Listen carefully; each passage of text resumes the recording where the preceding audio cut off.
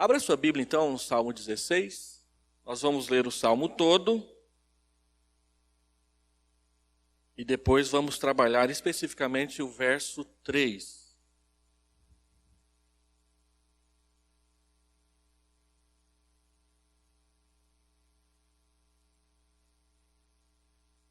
Salmo 16.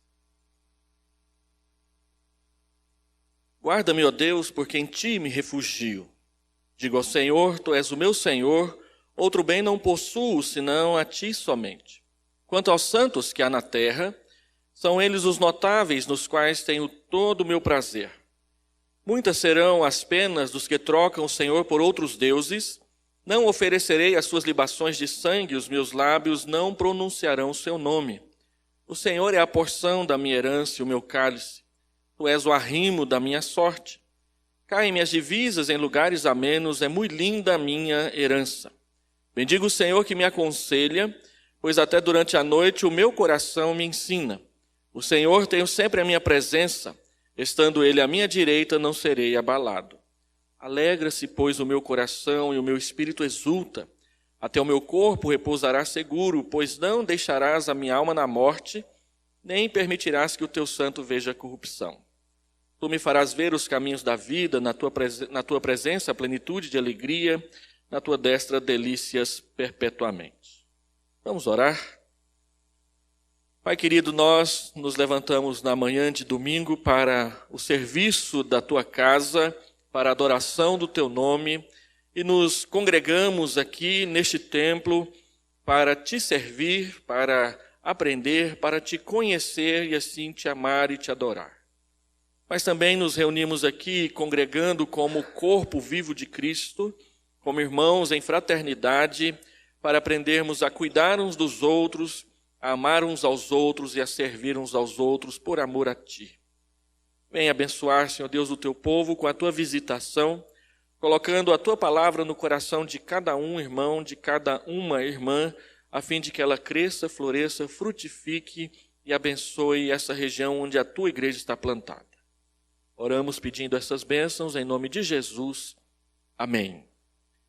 Como nós estamos em escola dominical e o propósito da escola dominical é aprendermos das escrituras, acho que vale a pena introduzir o que eu quero falar, mencionando alguns aspectos da estrutura do Salmo 16. Antes de mais nada, o Salmo 16 é um salmo messiânico, é um daqueles textos do Antigo Testamento que falam a respeito da vinda do Messias. E isso fica muito claro no versículo 10, quando ele diz que o Senhor não deixará sua alma na morte, nem permitirá que o seu santo, colocado aí na nossa tradução com letra maiúscula, veja corrupção. A razão da palavra santo aqui receber o maiúsculo é porque Pedro, em Atos capítulo 13, versículo 35, ele cita esse texto como uma referência a Jesus Cristo, nosso Salvador.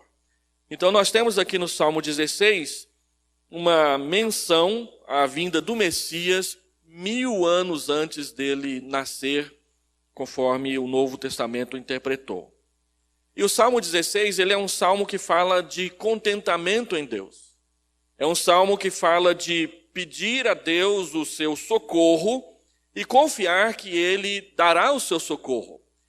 Olhando por esse prisma, ele é um salmo gêmeo do Salmo 23. Só que aqui ele não fala que o Senhor é o meu pastor, nada me faltará, mas ele fala que Deus é o seu refúgio. E ele tem alegria em confiar em Deus como seu refúgio. Se você olhar a estrutura do salmo, você pode tanto encontrar aqui 6 razões porque nós podemos confiar em Deus e nos refugiarmos nele, ou 2 razões subdivididas em 3 cada uma. Por que Deus é o nosso refúgio? Ou por que nós podemos buscar e encontrar refúgio em Deus? Porque por causa de quem Ele é e por causa daquilo que Ele faz. Por causa de quem Ele é o meu Senhor, Ele é a minha herança, e Ele é o meu arrimo. Se você olha no texto, ele diz no verso 2, digo ao Senhor, tu és o meu Senhor.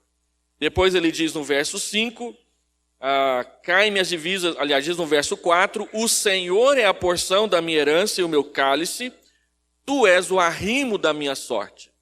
Nós podemos confiar em Deus como refúgio, porque Ele é o nosso Senhor, Ele é aquele que nos governa, que cuida de nós, porque Ele é a nossa herança, é tudo o que nós aguardamos para o nosso futuro, a razão da nossa esperança, e porque Ele é o arrimo da nossa sorte, Ele é aquele que nos sustenta no presente. O arrimo é o sustentador. Se Ele é o Senhor, eu devo obedecê-lo. Se Ele é a herança, eu devo aguardá-lo. Se Ele é o arrimo, eu devo confiar na sua condução e na sua presença. As outras 3 razões, por causa daquilo que Ele faz. Ele diz no verso 7, que bendiz ao Senhor porque Ele é o seu conselheiro. Bendiga o Senhor que me aconselha. Ele diz no verso 8 que o Senhor está sempre à sua presença. E ele diz no verso 10 que o Senhor não permitirá que a sua alma fique na morte. Ou seja, Deus é o meu conselheiro, Deus é o meu companheiro e Deus é o meu salvador. Como o meu conselheiro é aquele que me ensina a sua palavra, me conduz pelo caminho, me mostra as coisas que eu devo fazer. Como o meu companheiro, ele é aquele que está presente o tempo todo, não se afasta de mim. Ele vai dizer aqui neste salmo e depois no Salmo 63, que estando Deus à sua direita, ele não será abalado. É interessante no Salmo 63, que ele diz que ele não será muito abalado, e depois ele diz que não será jamais abalado. A presença de Deus é o nosso conforto. Quem já assistiu às Crônicas de Nárnia, o filme O Príncipe Cáspian, tem aquela cena em que os calormanos estão fugindo dos narnianos e tem uma ponte. E o general vem com seu cavalo poderoso sobre a ponte e ele vê a Lúcia aparecendo do outro lado. A Lúcia puxa uma faquinha e faz assim, bem tímida. Eu vou te enfrentar com a minha faquinha. Ele olha para aquela moça, aquela menina com a faquinha e pensa, eu atropelo ela com o meu cavalo. Ele olha de novo e aparece Aslan. E ele pensa, um leão, uma menina, eu atropelo com o meu cavalo. E quando ele se coloca na posição de avançar, Aslan ruge. E o rio vem e resolve toda a parada. Aquilo que C.S. Lewis coloca nas Crônicas de Nárnia é uma verdade que aparece em todo o Antigo Testamento. Deus está conosco. Ele disse isso para Moisés. Moisés, você vai lá libertar o povo do Egito, eu vou com você. Não precisa ter medo, não precisa ter vergonha. Eu vou com você. Quando Moisés morre e vem Josué, Deus diz para Josué, invada a terra, eu vou com você. Não precisa ter medo, não precisa ter preocupação, eu vou com você. Quando Gideão está escondido dos midianitas em Juízes 6, Deus fala, olha, você vai vencer esse povo como se fosse um só homem. Ah, mas eu não tenho dinheiro, eu sou pobre, minha família é a menor. E Deus diz, não tem problema, eu vou com você. E você vai vencer. Ele diz isso para a mãe de Sansão, em Juízes 13, e ele vai dizendo isso para todas as pessoas que ele vocaciona no Antigo Testamento. O último deles foi Jeremias. Jeremias disse, eu não passo de uma criança. E Deus diz, não tem problema, eu vou com você. Eu vou colocar as palavras na sua boca. Quando nós entramos no Novo Testamento, Jesus envia os apóstolos, e ele diz, ide por todo mundo, pregai o evangelho a toda criatura, eis que estou convosco todos os dias, até a consumação da terra, do tempo. Quando Paulo está preso em Jerusalém,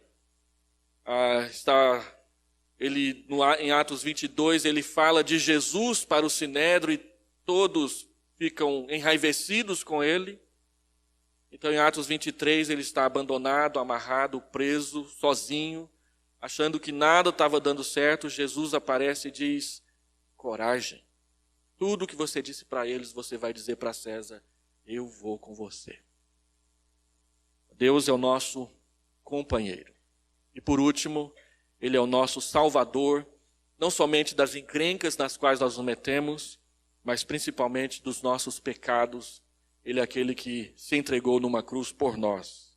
Em função disso, nós poderemos ver os caminhos da vida, versículo 11, que não são os caminhos desta vida, mas são os caminhos da vida eterna do céu. O verbo muda para o futuro, tu me farás ver. Aí já não será Deus que estará do nosso lado direito, mas nós é que estaremos do seu lado direito. Na tua presença, a plenitude de alegria, na tua destra, do teu lado direito, delícias perpetuamente. Aí fica um negócio para a gente resolver no Salmo 16, que é o que a gente faz com o versículo 3 e o versículo 4. Quanto aos santos que há na terra, são eles os notáveis nos quais tenho todo o meu prazer. Muitas serão as penas dos que trocam o Senhor por outros deuses. Não oferecerei as suas libações de sangue, e os meus lábios não pronunciarão o seu nome. Davi introduz numa oração, num cântico, no qual ele está exaltando a Deus pelo seu cuidado, pela sua proteção, pela sua companhia. Ele introduz o povo de Deus no meio dessa conversa pessoal, essa conversa confiante, essa conversa que ele tem com Deus. Ele acaba de dizer que Deus é o seu Senhor no verso 2, e aí nós poderíamos pensar, mas a salvação é somente individual e pessoal? Ela é individual, ela é pessoal, mas ela acrescenta, ela agrega todos os outros que também entregaram suas vidas a Deus e a Jesus. E é sobre esse pessoal que eu quero falar com os irmãos nessa manhã, dentro do contexto do serviço e da adoração ao nome de Deus, no meio do contentamento, da segurança, da certeza de que Deus que nós amamos e servimos é um Deus que cuida, nós podemos experimentar também a alegria da comunhão do povo de Deus. Então, o texto que nós vamos trabalhar aqui, ele é muito simples. É uma frase que, se eu disser ela 3 vezes, você decora para o resto da sua vida e não esquece mais. Quanto aos santos que há na terra, são eles os notáveis nos quais eu tenho todo o meu prazer. Tente esquecer essa frase agora. Quanto aos santos que há na terra, são eles os notáveis nos quais eu tenho todo o meu prazer. Então, há 3 verdades que essas 3 frases nos ensinam a respeito da comunhão do povo de Deus em alegria. Eu poderia dar um tema para esse versículo, a alegria da comunhão, ou a comunhão do povo de Deus em alegria. No meio de um salmo que fala de ter alegria e contentamento em Deus. Então nós temos alegria em Deus, mas não a experimentamos sozinhos. E o que é melhor, nós podemos experimentá-la juntos. Porque à medida em que nos aproximamos de Deus, nós percebemos que tem outras pessoas, homens e mulheres, se aproximando de Deus também do nosso lado. E aí ele diz, quanto a estes, eles são notáveis e eles são todo o meu prazer. O primeiro ensinamento desse versículo é que nós adoramos e servimos a Deus no meio ou entre os santos de Deus. O que é santos de Deus? Eu lembro, no ano da minha conversão, 1981, já faz um queijo, uma rapadura e 3 sopros atrás. Já estou começando a virar um crente velho na igreja. Que quem me discipulou foi minha irmã. Ela me trouxe ao evangelho e ela foi a que respondeu as minhas primeiras perguntas. E eu lembro de estar lendo Efésios, e Efésios diz que nós conheceremos o amor de Deus com todos os santos. E eu era católico, então eu perguntei para minha irmã, quem são esses santos? São aqueles santos lá do catolicismo que a gente aprende a reverenciar? Ela disse, não, esses santos somos nós. Porque a palavra de Deus nos chama de santos. O santo não é aquele que não comete pecado, o santo não é aquele que teve uma vida de fé melhor que a dos outros, ou mais consagrada que a dos outros, e por isso merece uma estátua em cima da cúpula do templo, ou o nome dele na fachada da igreja, coisas desse tipo. A Bíblia, quando fala de santos, ela está falando de pecadores que, arrependidos, foram separados por Deus para o seu serviço. O significado da palavra santo quer dizer separado. Não é aquele que não peca mais, mas é aquele que agora Deus os separou para si. Efésios capítulo 1 diz que Deus os predestinou, os escolheu, os amou, para que eles fossem santos e irrepreensíveis na sua presença. Então, o nosso padrão de referência de santidade não são os outros, porque se nós nos compararmos com os outros, nós podemos achar que somos mais santos do que eles, ou menos santos do que eles. O nosso padrão de referência para a santidade sempre é Deus, porque Deus quer que nós sejamos santos, irrepreensíveis, perante Ele, não perante os outros. E Davi diz que quanto a estes santos que vivem na terra, não os que vivem no céu, eles são notáveis e neles eu tenho todo o meu prazer. Os santos são os pecadores que receberam Jesus como Senhor e Salvador da sua vida. Os santos são aqueles que se arrependeram dos seus pecados e entregaram seus caminhos para que Deus os conduzisse. Os santos são aqueles que perceberam que Deus é Deus e nós somos homens pecadores, mulheres pecadoras, que carecem da sua glória, que precisam da sua glória e que sozinhos, por serem pecadores, não conseguem alcançar a santidade de Deus sem que Ele nos ajude. Então Deus perdoa os nossos pecados e Ele mesmo nos ajuda a caminhar na sua presença para vivermos em santidade. Estes que entregaram suas vidas para Deus não adorarão os ídolos, os deuses falsos, e não derramarão as suas libações de sangue. Isso é importante a gente falar no mês de junho, porque o mês de junho ele é uma pedra no nosso sapato e um nó na nossa garganta, porque tem Santo Antônio dia 13, tem São João dia 24, e ontem, para fechar o mês, ainda tinha São Pedro. E aí as escolas fazem festa junina, e lá vai os crentes presbiterianos enfeitar seus filhos para participar daquelas coisas. Se o pastor escreve uma pastoral, eles reclamam.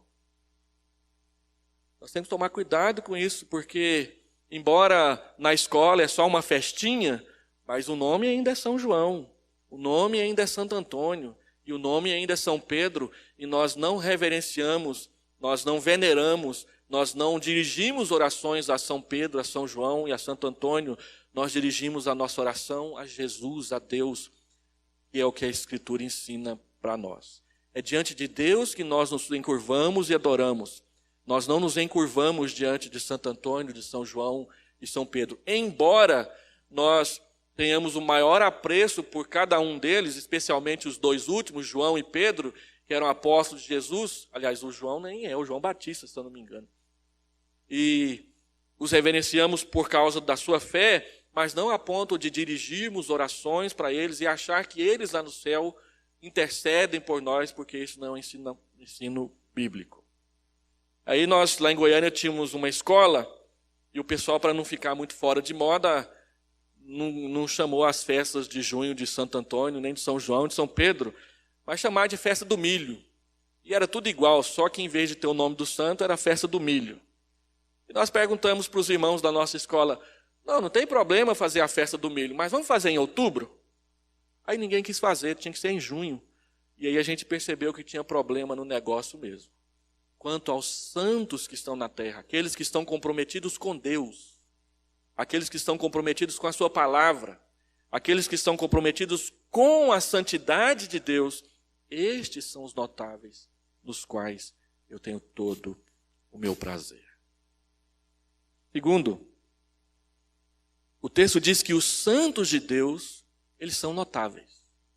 Quanto aos santos que há na terra, eles são os notáveis. Eles não são os incríveis. E nem são os indestrutíveis.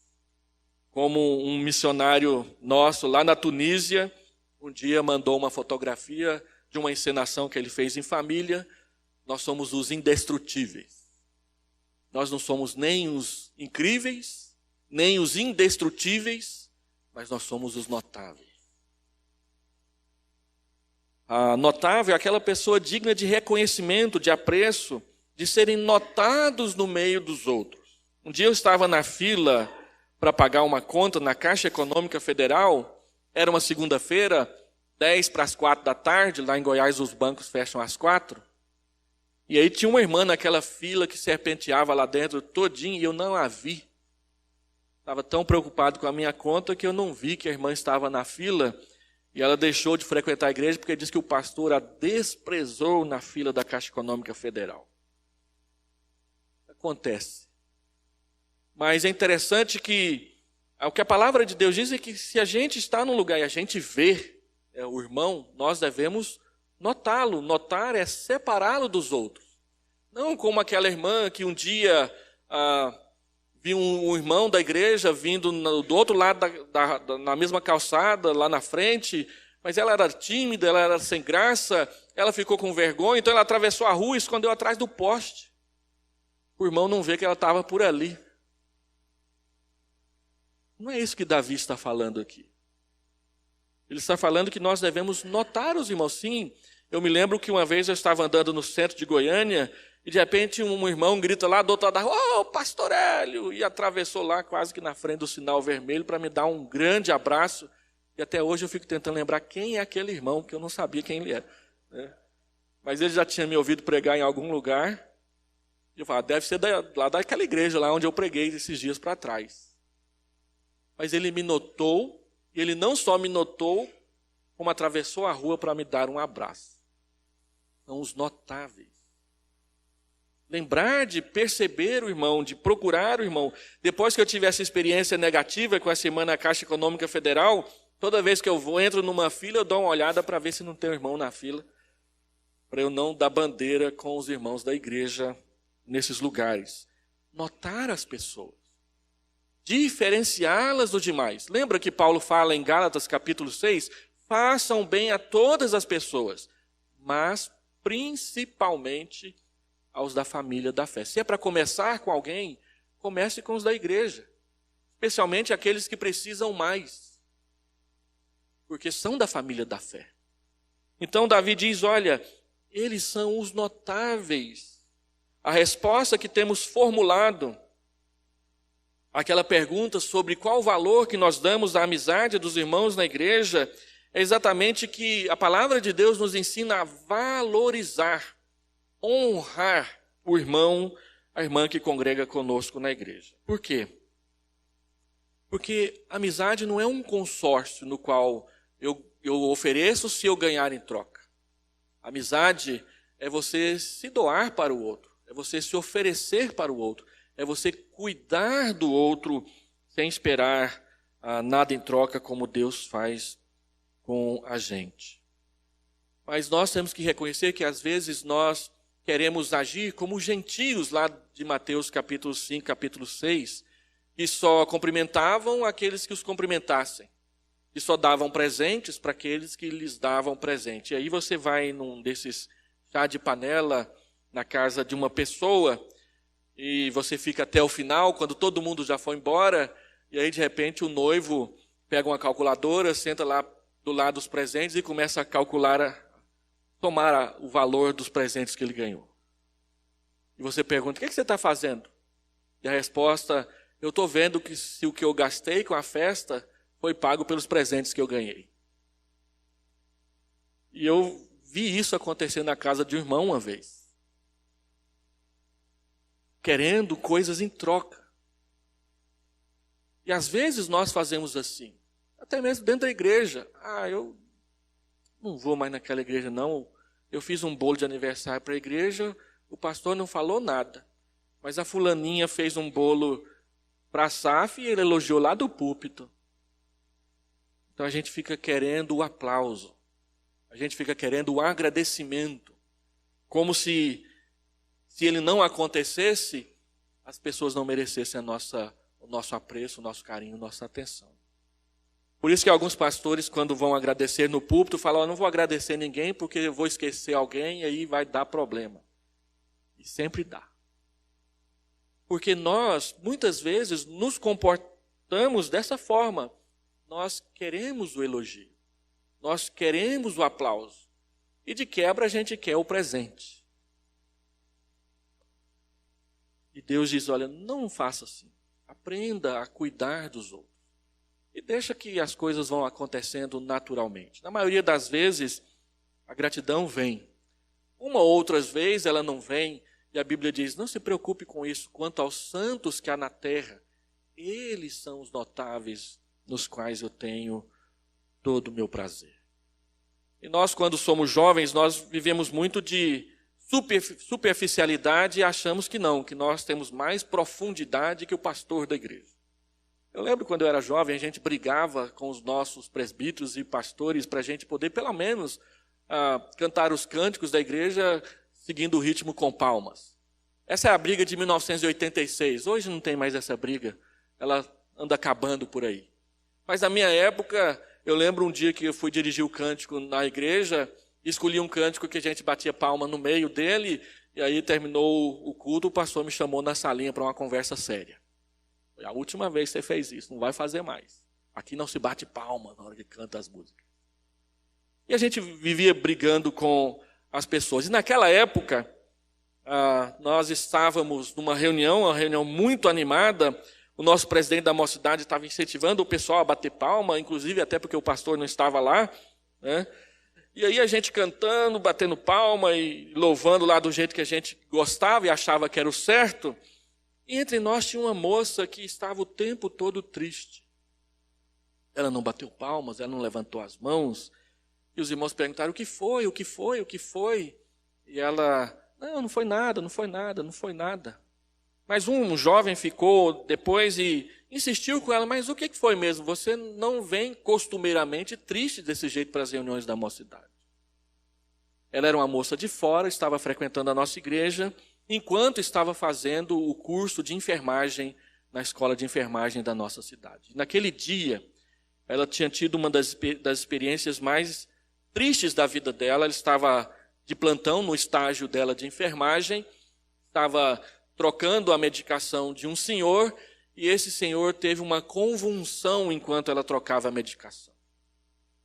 E ela, inexperiente e tudo mais, tentou segurá-lo, porque senão ia machucar o braço por causa das coisas que estavam espetadas ali.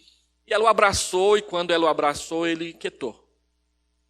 E ele tinha acabado de falecer nos seus braços. E naquele dia tinha reunião da mocidade à noite. E ela foi, mas em choque ainda pelaquela primeira experiência de enfermagem, presenciando a morte de um paciente. Não tinha como ela cantar com alegria no culto naquela noite. E ela contou isso para aquele jovem. E às vezes nós queremos muito que os outros entrem no clima, e nos esquecemos que a palavra de Deus nos permite, nos ensina que nós devemos nos alegrar com os que se alegram, e devemos também chorar com os que choram. E aí nós estávamos pregando lá no nosso primeiro ano de ministério numa igreja, e uma mocinha que ia mudar para outro estado pediu a palavra, foi se despedir dos irmãos, e a gente permitiu, e ela começou a dizer o quanto que amava a igreja. Ela tinha acabado de entregar a sua vida para Jesus ali no nosso meio, que ela ia embora. Isso foi antes do sermão, depois eu aprendi que nunca devo dar uma palavra para os outros antes de eu pregar, só depois. Mas ela começou a falar aquilo, e a igreja começou a chorar, e não parava de chorar mais, e eu tinha que pregar um sermão, e o sermão falava de alegria, e não ia dar certo. E aí naquele dia eu mudei o texto e falei sobre chorar com os que choram, e alegrar com os que se alegram, e foi uma experiência muito boa para a igreja, chorar de saudade da irmã que nem tinha ido embora ainda. Ela foi embora, depois de 3 anos ela voltou, e foi muito melhor recebê-la de volta do que despachá-la para outra cidade. Os santos são os notáveis, nos quais a gente tem todo o nosso prazer para chorar com eles, para se alegrar com eles. E aí então a última frase do versículo. Quanto aos santos que há na terra, são eles os notáveis, nos quais eu tenho todo o meu prazer. E essa frase de Davi aqui, ela é tensa. Olha o que ele está falando aqui. Neles eu tenho todo o meu prazer. 100% da minha alegria. Talvez você tenha se convertido há mais ou menos na minha época, um pouco depois. Mas na minha época, quando a gente jovem não gostávamos do culto, a gente saía lá na porta, nem ia embora para casa, e já falava, o culto hoje foi muito chué. Foi muito sem graça. E às vezes a gente fala isso do trabalho dos outros. Desafinou no piano. Errou na nota. Um dia eu fui pregar numa igreja e nós fomos convidados para pregar em outra igreja. Era uma igreja Assembleia de Deus lá em Goiás, em Aparecida de Goiânia. Ele me convidou para pregar, convidou os jovens para dirigir o louvor. A gente ia ter um culto presbiteriano dentro da Assembleia de Deus. Aí eu falei, olha, já que eu vou pregar, já que a equipe de cantos da mocidade vai dirigir o culto, vamos fechar a igreja e vamos todo mundo para lá. E o conselho permitiu. Aí nós fechamos a igreja, preparamos a igreja 30 dias, avisando, olha, dia tal não vai ter culto aqui na igreja, nós vamos todo mundo para a Assembleia de Deus, vamos fazer um culto presbiteriano dentro da Assembleia de Deus. E fomos juntos, fomos a pé, a igreja ficava 4 quarteirões da nossa igreja. Nos receberam muito bem os irmãos da Assembleia de Deus. E aí eu preguei meu sermão, normalmente, feliz da vida por ter pregado lá junto com os irmãos. Uma irmã chegou para mim e disse, pastor, o sermão foi muito bom, mas o bico do sapato está sujo. O que o bico do meu sapato tinha a ver com o meu sermão, meu Deus? Às vezes a gente faz isso, a gente dá um elogio e já dá uma alfinetada junto, né? A igreja está limpa, mas o rodapé está sujo. Não tem nenhuma teia de aranha na igreja, mas tem poeira na porta. Coisas desse tipo. Às vezes nós elogiamos, mas damos uma alfinetada só para o irmão não ficar feliz. E a gente faz isso. Mas ele diz, não, eu tenho neles 100% do meu prazer. Davi está dizendo, então, em primeiro lugar, que a igreja é o local da alegria. Aqui não é o local da tristeza, mas é o local onde nós nos encontramos com alegria, porque aqui é o local do perdão, aqui é o local da comunhão, aqui é o local onde a graça, que é o favor de Deus que nós não merecemos, é derramado toda vez sobre nós. Um pastor, certa vez, pregando na nossa igreja, disse que o culto, ele usou uma expressão muito interessante, ele diz que é importante que nós cuidamos bem daqueles que estão na geografia da graça. É claro que Deus não mora nesse templo, mas nós separamos esse templo para louvar a Deus, servir a Deus, aprender de Deus. Então tudo o que é feito aqui é para a glória de Deus. E aí quando vem um visitante, ele entra na geografia da graça. Davi, não sei se é Davi ou outro salmista, canta num dos salmos que, no Salmo 84, na verdade, que prefere estar à porta da casa de Deus do que estar nas tendas da perversidade, porque um dia na casa de Deus vale mais que 1000. 1000 dias são mais ou menos 3 anos. Então, se você vem uma manhã na escola dominical, você recebeu bênção para mais de meio ano, 1 ano e meio. Já pensou nisso?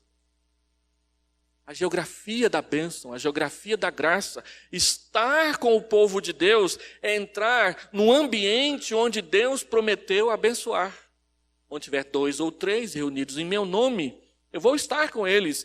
E essa promessa de Jesus não vale só para a reunião de oração quando só vem 3 pessoas. Porque a gente só ouve esse versículo no dia de reunião de oração quando tem 4, 5, às vezes 2 pessoas. Aí a gente fala, não, mas a Bíblia diz que onde tiver 2 ou 3, ele vai estar. Não, ele vai estar não é somente onde tem reunião de oração. Ele vai estar onde o povo de Deus está. E nós presbiterianos cremos que somos povo de Deus. Às vezes mais sorveterianos do que os outros, mas somos povo de Deus. E às vezes os irmãos que falam que a gente é sorveteriano não tem tanta alegria como a gente tem quando está fazendo coisas junto. Então a coisa vai dando certo. A palavra de Deus diz que a igreja é o local da alegria. E alegria não quer dizer simplesmente festa, mas quer dizer contentamento, satisfação. Aquela segurança de que as coisas estão e vão andar bem, porque é Deus quem toma conta delas. Davi afirma, meu prazer está neles, não 70%. Não, 70% do meu prazer está na igreja, os outros 30% estão no futebol, no Corinthians, no Palmeiras, né? Lá em Goiás é no Goiás e no Vila Nova, né? Mas aqui em São Paulo, se você não falar bem do Corinthians, algumas pessoas fecham a cara para você. E se você não falar bem do Palmeiras, outra parte da igreja fecha a cara para você. Eu fui pastor de uma igreja que metade do povo era militante do PMDB e a outra metade era militante do PFL. E o prefeito era do PFL. Aí eu convidei o prefeito para inaugurar o Disque Paz da igreja, o pessoal do PMDB disse que eu queria ser vereador da cidade. Fiquei uma semana explicando para eles que não, ele era o prefeito, não importava se era do PMDB, se era do PFL. A gente queria atrair o prefeito para o evangelho. Mas quando a ideologia política está na frente, o prefeito do PFL merece o inferno. O prefeito do PMDB que deve ser convertido. E a gente faz isso. Olha o que fizeram com o Bolsonaro e o Haddad agora nessa última eleição. O que eu vi de gente do Bolsonaro xingando o Haddad de capeta não está no gibi, no Facebook, irmão consagrado aí. E vice-versa. Para algumas pessoas, o Bolsonaro é a materialização do demo em pessoa. E às vezes a gente vê isso no Facebook de irmãos da igreja, membros em plena comunhão. Não. Nosso interesse nessas pessoas é que eles conheçam Jesus. Eles saibam que os santos que estão na terra são a fonte de todo o nosso contentamento. Outra afirmação que essa frase diz, primeiro que a igreja é o local da alegria. E segundo, que a igreja pode satisfazer 100% dos meus anseios de alegria. Pastor, o senhor está sendo muito pretensioso, não está não? Ah, mas não é isso que o Salmo está dizendo? Neles eu tenho todo o meu prazer. Quando é que a igreja será capaz de ser todo o meu prazer? Quando Deus for todo o meu prazer. Quando o Senhor for o meu Senhor. Quando o Senhor for a minha herança. Quando o Senhor for o meu arrimo, meu conselheiro, meu companheiro e o meu salvador. Porque os meus interesses serão os interesses de Deus. Lembra do Salmo 37? Eu citei isso quinta-feira passada. Agrada-te do Senhor e Ele satisfará os desejos do teu coração. E aí nós fazemos uma interpretação equivocada desse versículo, porque nós lemos assim, agrade ao Senhor e Ele satisfará os seus desejos. O texto não está dizendo que é para agradar a Deus. O texto está dizendo que é para agradar-se de Deus. Ou seja, eu devo me agradar de quem Deus é. Quando quem Deus é agradar o meu coração, eu vou encontrar no povo dele 100% do meu prazer. Porque os meus valores serão outros. E aqui vale uma explicação. Nem todo mundo que frequenta a igreja já é povo de Deus. Tem gente que frequenta a igreja, mas ainda não se arrependeu dos seus pecados. Tem gente que frequenta a igreja e ainda resiste ao Espírito Santo. Pastor, o senhor está falando heresia, nós somos presbiterianos, nós cremos nos 5 pontos do calvinismo. A graça é irresistível. A graça é irresistível quando Deus resolve salvar. Mas enquanto Ele não resolve salvar, nós chutamos a graça dele como uma coisa que nós não queremos. Lembra de 2 Coríntios 6? Não recebais em vão a graça de Deus. Então, tem pessoas que, como diz Paulo em 2 Timóteo, aprendem sempre, mas nunca chegam ao conhecimento da verdade. Sabe muita coisa da Bíblia, mas não conhece Jesus. E a nossa oração é para que todos que estejam aqui, ou que estão aqui, não sejam contadas nesse grupo, porque no dia do juízo eles serão encaminhados para a esquerda. Mas sejam contados no outro grupo, aqueles que o Senhor vai dizer, venha para a minha direita. Entra no gozo, na alegria do teu Senhor. Então é nisso que nós queremos dizer que algumas pessoas acham estranho falar que a igreja pode ser 100% da nossa alegria. São pessoas que não estão afinadas com o Deus da igreja. São pessoas que ainda amam o mundo. Eu fui pastor numa igreja, Abadiânia, Goiás, lá onde está tendo aquele problema com aquele vidente lá que foi preso por causa de assédio sexual. Eu fui pastor lá 2 anos. E quando eu estava lá, tinha um senhor que de vez em quando vinha à igreja, e eu fui falar de Jesus para ele, ele falou assim, não, minha religião é o futebol. Meu Deus é a bola. Ele entrava no campo de futebol domingo, 9 horas da manhã, na hora que começava a escola dominical, e saía do campo de futebol 5 horas da tarde porque estava com cãibra. Não dava conta de correr mais. E ele não queria Jesus porque ele achava que Jesus não podia ser mais do que o futebol. Ele sofreu um acidente de carro sem entregar sua vida para Jesus. Mas ia na igreja de vez em quando. Numa outra igreja que eu pastoreei, tinha um senhor que a esposa dele era crente, as filhas dele eram crentes, o filho dele era crente, mas ele não era. E eu fui falar de Jesus para ele. E ele disse, não, pastor, eu não abro mão do meu forró. Toda sexta-feira à noite eu tenho que ir lá dançar o meu forró. E ele não queria receber Jesus. Aí o filho dele teve uma experiência com Deus que marcou a vida dele. E ele foi então, testemunhou para o pai, falou de Jesus para o pai. E antes de eu sair daquela cidade, mas em uma outra igreja, ele havia entregado a sua vida para Jesus e tinha deixado o forró para lá. Ele reconheceu que Jesus era mais importante do que a dança. Então tem gente que acha que o futebol é mais importante do que Jesus, a dança é mais importante do que Jesus, a beleza física é mais importante do que Jesus, o dinheiro é mais importante do que Jesus. Eu falei de Jesus para um senhor que estava enriquecendo numa outra cidade que eu pastoreei, e ele virou para mim assim, pastor, pode parar. Eu sei que tem Jesus, eu sei que tem igreja, mas eu quero é dinheiro. Então domingo ele ficava lá, preparando o frigorífico dele para receber carne na segunda-feira. E não entregou sua vida para Jesus. Em Abadiânia, do lado da igreja, tinha um senhor que tinha sido membro da igreja há muitos anos. E aí ele contraiu câncer. E lá na igreja, embora a igreja orasse por ele, Deus não quis curá-lo do câncer. Ele foi lá no João de Deus. E ele foi curado. Por um tempo. O tempo suficiente para ele abandonar Jesus, xingar a fé, detestar os crentes e falar mal deles pela cidade fora. Quando ele já estava completamente comprometido com aquela ideologia, o câncer voltou. E ele estava ruim.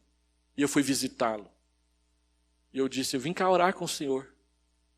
E ele disse, o senhor vai me curar? Eu não sei se eu vou te curar, eu não tenho esse poder. Eu posso orar, pedindo que Deus o cure. Não, então o senhor pode ir embora. E o senhor não pode me curar, eu vou ficar lá no espiritismo mesmo. 15 dias depois ele morreu com câncer. Em Jesus. Gente que deixa Jesus por causa de saúde, por causa de dinheiro, por causa de sucesso. E ele diz, a igreja pode suprir a sua necessidade, o seu anseio e alegria. Então, concluindo, essas 3 frases do Salmo nos ensinam 3 verdades bíblicas. A primeira delas é que a nossa alegria ela está nos outros. Por que muitos casamentos não dão certo? Porque o marido quer que a esposa o alegre, o satisfaça o tempo todo e vice-versa. Mas nós aprendemos na Bíblia que a função da esposa é satisfazer o marido e a função do marido é satisfazer a esposa. E não o marido arrancar da esposa a sua satisfação ou a esposa arrancar do marido a sua satisfação. Sugando deles tudo que ele pode dar. Não, você vive para o outro. E ao cuidar bem do outro, você encontra satisfação. E vice-versa. Por isso que marido e esposa que se dão bem, são muito mais felizes, porque um cuida do outro. Reverendo Jeremias Pereira, da 8ª Igreja de Belo Horizonte, ele diz que quando a gente não tem Deus no coração, o marido vira para a esposa e fala assim, você não está se submetendo direito.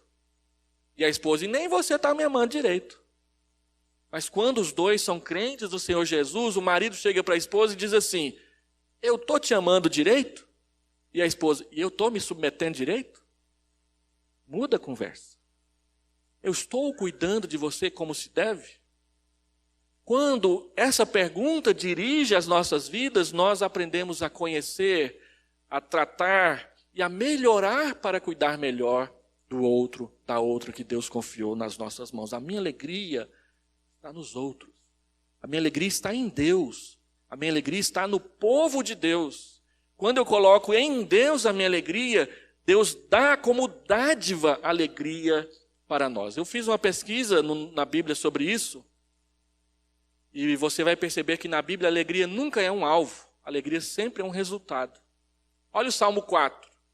Mais alegria me puseste no coração do que a alegria deles quando lhes dá a fartura de cereal e de vinho. É Deus quem põe alegria no nosso coração. Então, quando a nossa alegria está em Deus, Ele satisfaz a nossa alma.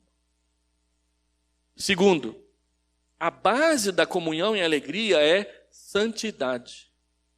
Quanto aos santos que estão na terra, eles, os santos, são todo o meu prazer. Não tem como falar de comunhão na igreja à parte e alheio ao assunto da santidade. Lembra do fruto do Espírito? Alegria, paz, bondade, amor, fidelidade, benignidade, mansidão, domínio próprio. É o Espírito que produz isso no nosso coração.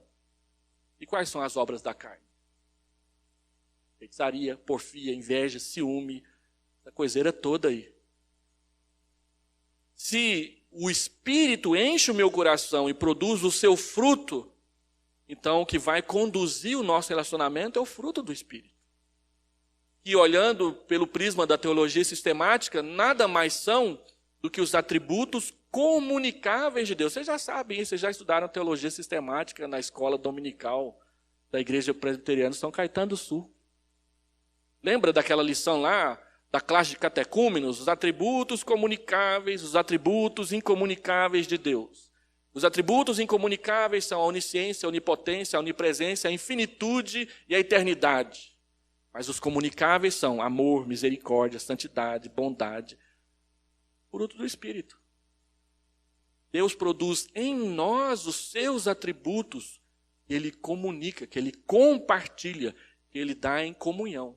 Então a comunhão da igreja, ela só funciona bem quando o povo de Deus quer abraçar e viver a santidade. A santidade faz bem, a santidade não faz mal. Só que nós achamos que santidade é aquela gravura do Santo Antônio com aquela auréola e aquele sinal assim de piedade olhando para o céu. Santidade é como nós convivemos uns com os outros. Com o fruto do Espírito ou com as obras da carne. E o fruto do Espírito ele produz a 30, a 60 e a 100 por um. Então, eu só posso experimentar comunhão e alegria e encontrar no povo de Deus 100% da minha alegria quando a santidade for um valor para mim. Lembra que o que nós mais achamos atrativo em Deus é a sua santidade? Salmo 29, nós adoramos o Senhor na beleza da sua santidade. A santidade de Deus é o que mais nos apavora, mas também é o que mais nos atrai nele. E a santidade é o atributo de Deus mais visível aos nossos olhos depois da bondade. E por último, vamos aprender a valorizar uns aos outros. Os santos que estão na terra são notáveis. E notar o outro tem a ver com uma escolha. Um dos livros que eu trouxe para apresentar para os irmãos é Jonatas, o amigo de Davi. Lancei agora em janeiro.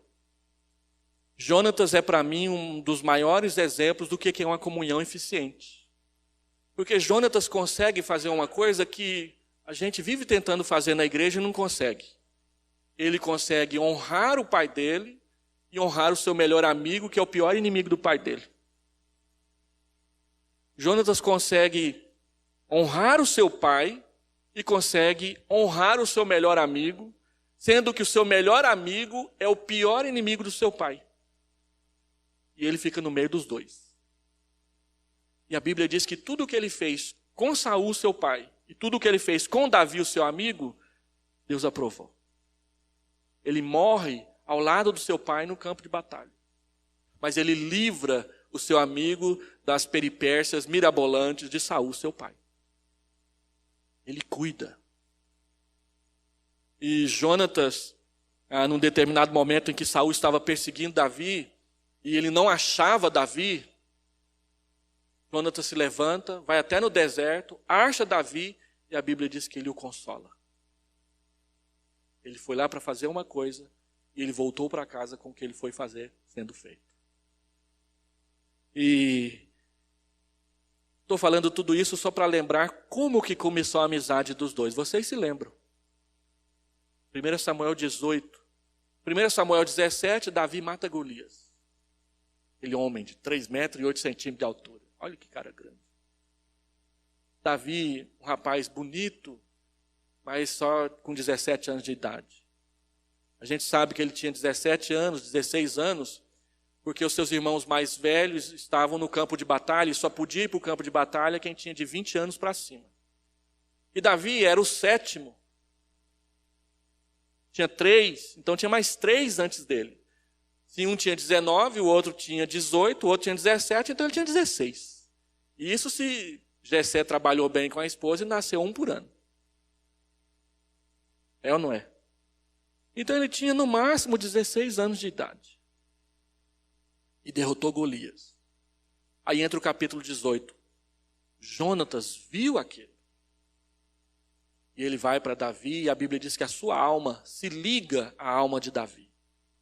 E ele dá para Davi a sua capa, a sua armadura, a sua espada, enche Davi de presentes. Um detalhe interessante é que naquela época em Israel, só Saul e só Jonatas tinham espada. Quem visse Davi andando para cima e para baixo com uma espada, fala, o que ele está fazendo com a espada do filho do rei? E ele honrou Davi. E os dois se tornaram amicíssimos depois disso. Tem gente que fica dizendo que eles eram homossexuais. O livro que eu escrevi, eu gasto um capítulo para mostrar dentro da Bíblia que era impossível os dois serem homossexuais por várias razões. E eu não vou falar sobre elas agora, já estou cansando vocês. Mas a história da palavra de Deus nos ensina, e Jonatas é um exemplo, de o que é que nós podemos fazer para valorizar o outro.